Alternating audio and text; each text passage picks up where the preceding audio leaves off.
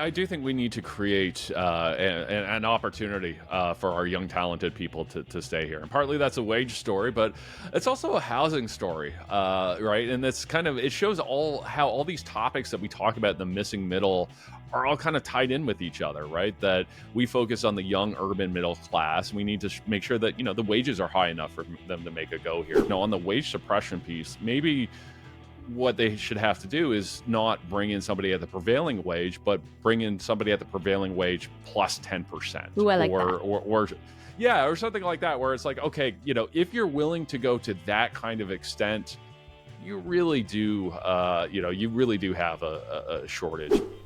Hi, and welcome to The Missing Middle. I'm Cara Stern, And I'm Mike Moffat. and today we're discussing the problems with the high wage stream of Canada's temporary foreign worker program. But before we begin, don't forget to like, subscribe, and leave a comment. We'd love to hear from you.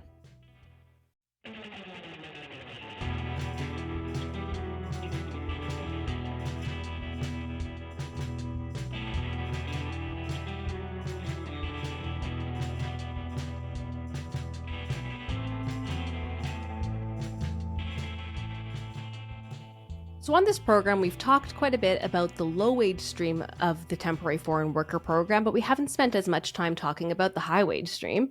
So let's start with Mike. Can you give us a bit of an outline of what the high wage stream actually is and why employers might want to use it?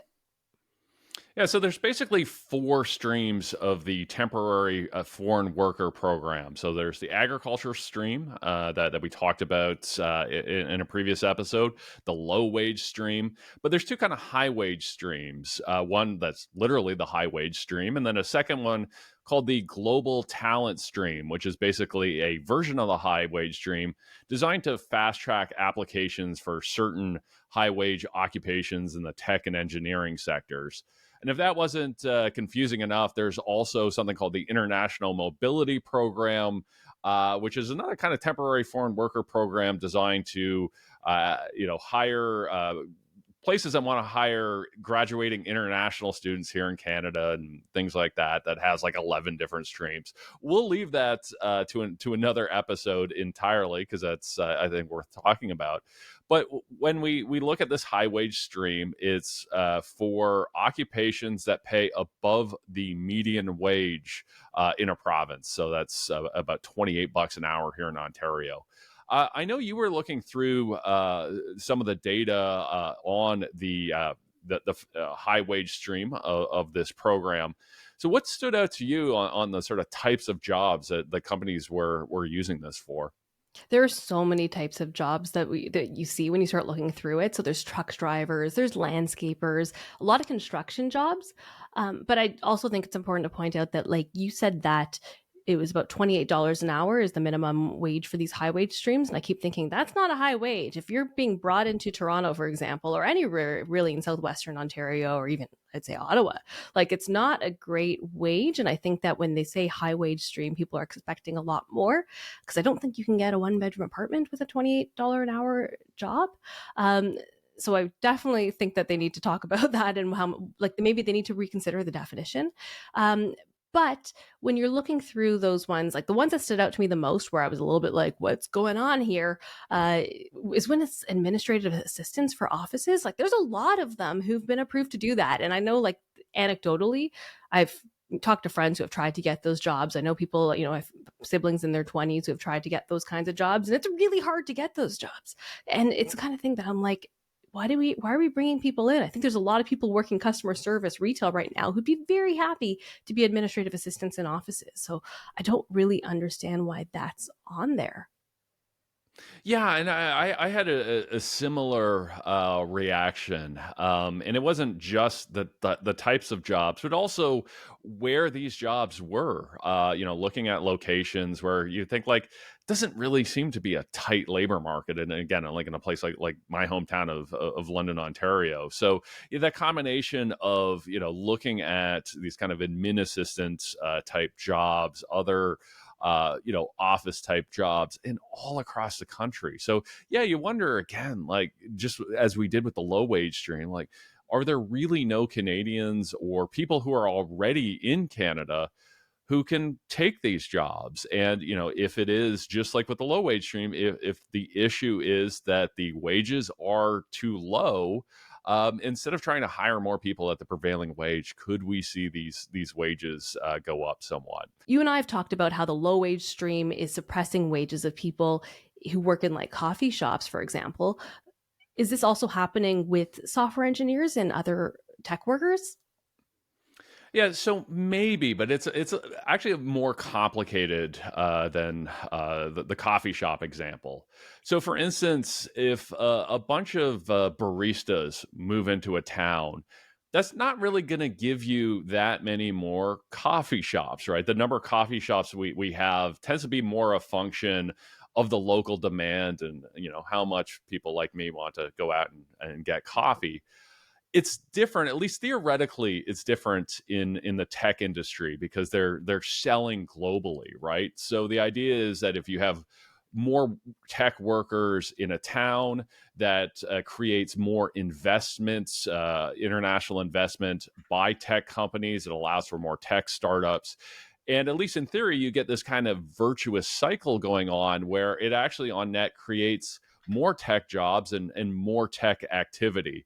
So, that's at least the theory, and why, it's a little bit more complicated than your sort of barista example or examples of, cashiers at convenience stores. Bringing in more uh, convenience stores cashiers isn't going to get you more convenience stores and more convenience store jobs, but bringing in more tech workers actually might get you more tech jobs and more tech activity.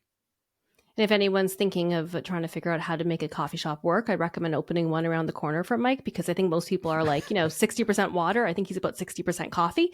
But if people are bringing in tech workers, there's really a difference between if they're working at a bank, doing IT, or if they're working at like something more like coding at Google or something a lot more that's a lot more, I guess, innovative. No offense to people working at banks, but obviously there's a lot of companies that are trying to push forward a lot of the technology, and so there's a difference in the kinds of things that people are doing in that industry.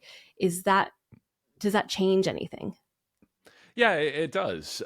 Because if you have, again, more IT people working at banks, you're not going to get more banks out of that, right? So I think that's the distinction. And I think that's where the theory can fall down a little bit in practice. We need to ask, what are the tech workers actually doing? What kind of companies are they working for? Is it, actually creating net new economic activity?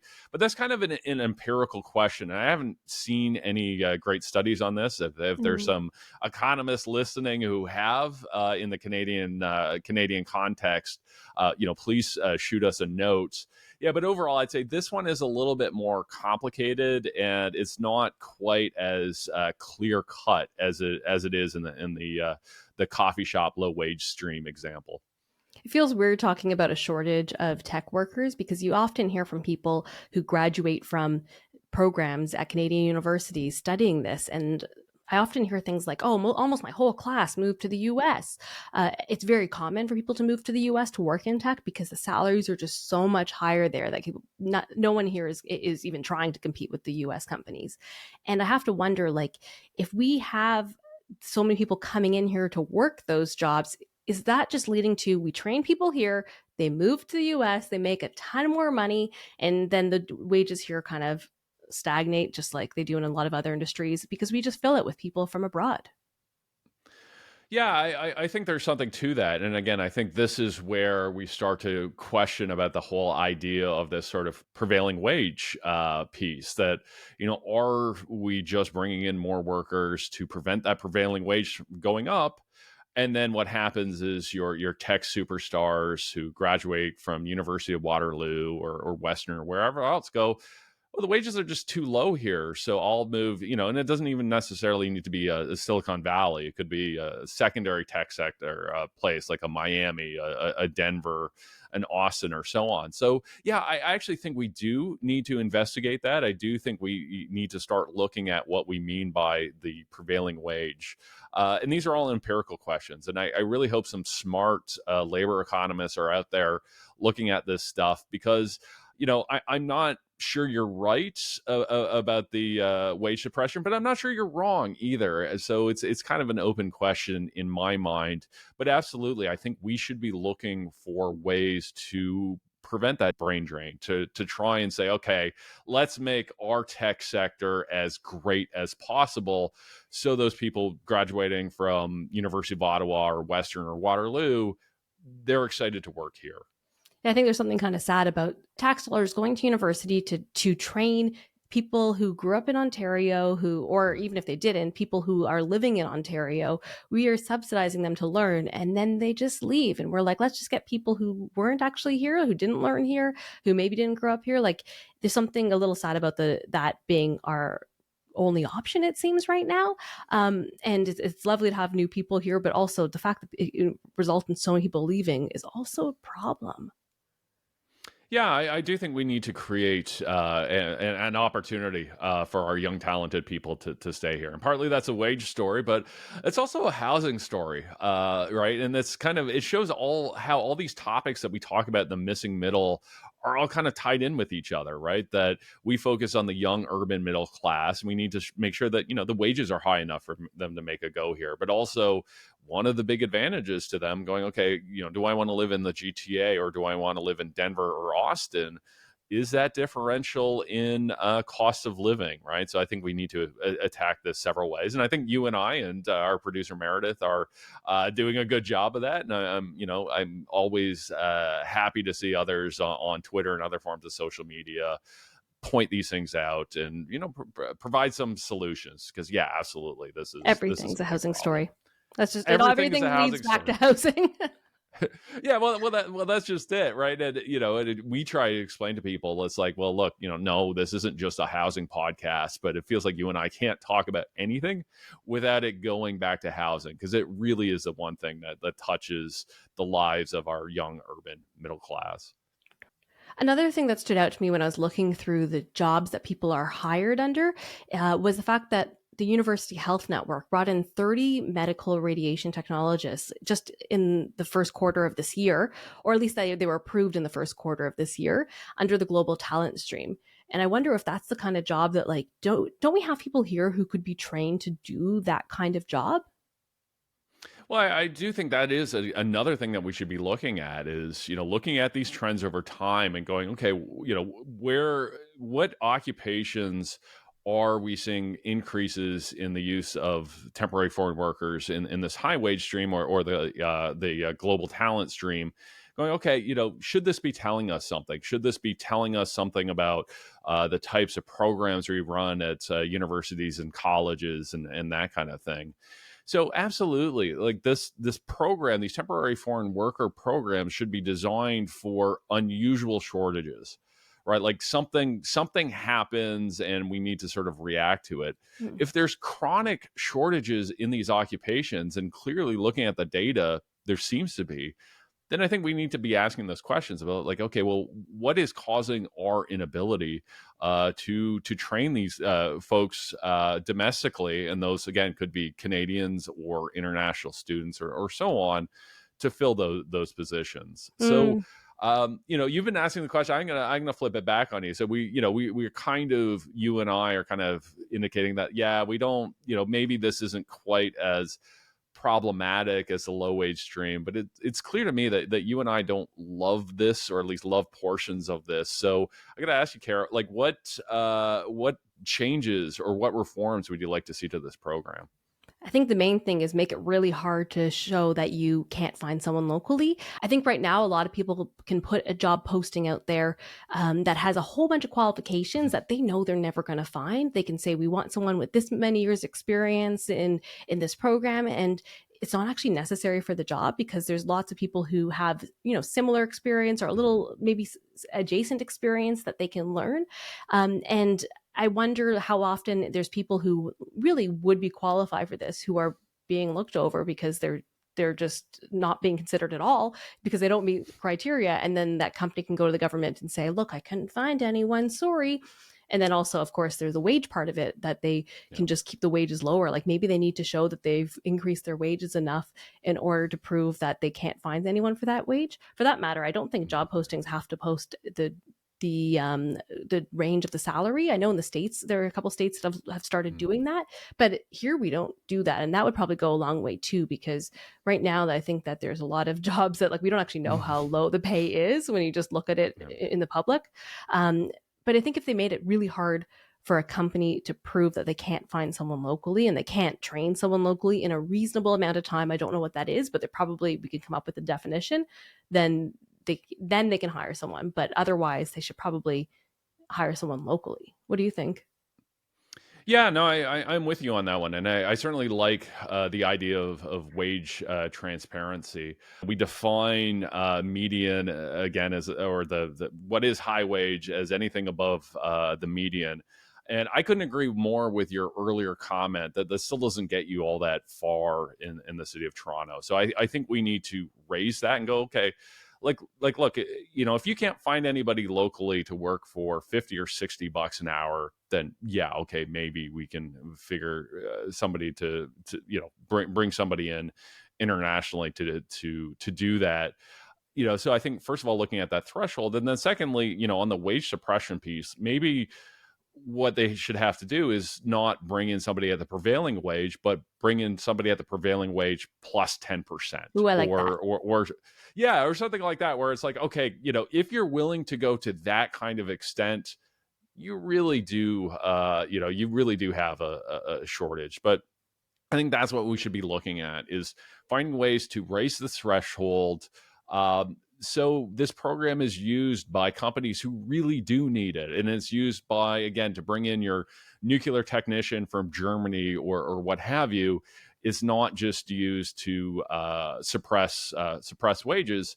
And again, go back to my tech example. I think it's great to have more tech workers in the GTA. I do think that is a great thing to grow the sector, but we're always going to need them, right? So why aren't we looking at having people here sort of permanently, rather than having somebody here as a temporary foreign worker who contributes to our tech ecosystem for 6 or 9 months or whatever, and then gets sent back home, But the right? Like governments love let's. it, right? Like I remember seeing when there were, I can't remember which company it was. There's a big company that was looking at coming to Ontario, and I remember in the bid it said something like, "Oh, we have much lower wages than the U.S." Like that was an Yeah. asset to the company. Like they like it. Yeah, well, I think that's true, and I think unfortunately when we do, when we try to recruit companies to come from abroad to Canada, make foreign direct investments in Canada, I feel like we often do try and compete on price, right? And go, okay, well, it's cheaper. It's cheaper to have your tech firm in Kitchener than it is in Denver. I think that's a problem. I would much prefer to compete on quality. So yeah, I'm with you on that one. That I do think Canada too often tries to compete in kind of a race to the bottom sense. Again, we should try to raise our game. Let's compete on quality, and let's pay people well, so they can afford to live. So we can have a strong middle class, which will drive the economy further. At least this conversations made me feel better because I often joke how I didn't consider the labor market at all when I chose to go into journalism. And, if I could go back, I'd probably look at the labor market and be like, it's probably not the best industry to be in. Maybe you should pick something where there's a shortage. Now I know I didn't do anything wrong. So that's great. Well, I'd like to think it all ended well for you. It's true. Yeah, I might take this a little bit personally if you're just saying, "Oh God, what has my life become?" But I think it worked. I think it worked out for you, and It's I true. have to admit, I didn't necessarily, when I was choosing my majors, I didn't necessarily think of these labor market effects, but I'd like to think it worked out for me as well. It's true. Thanks so much for watching and listening. And thanks as always to our producer, Meredith Martin. And if you want to tell us your story about the labor market and looking for a higher wage job, please send us an email to missingmiddlepodcast@gmail.com. And we'll see you next time.